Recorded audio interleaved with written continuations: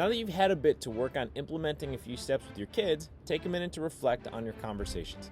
Write down the answers to your questions on a piece of paper or in a journal somewhere where you can keep it, and think through these things a little bit. Number 1, did they say anything that surprised you?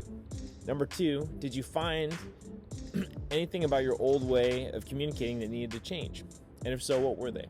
Number 3, if you have more than one child, did you notice any difference between the responses? And if so, what were they?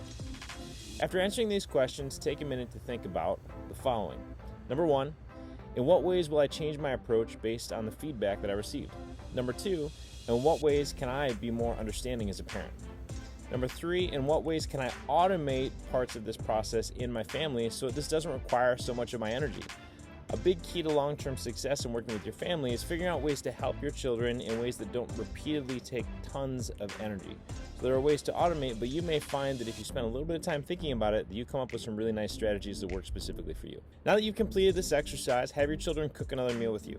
Sometime over the next couple of days, sit them down and implement some of the changes that you just wrote out.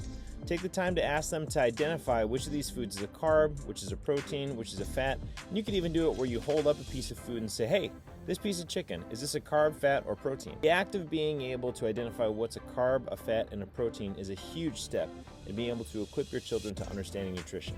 Remember, this is a journey, so if you need help, please feel free to reach out via email, and I'll be here to help you figure out strategies or ways that you can work with your family.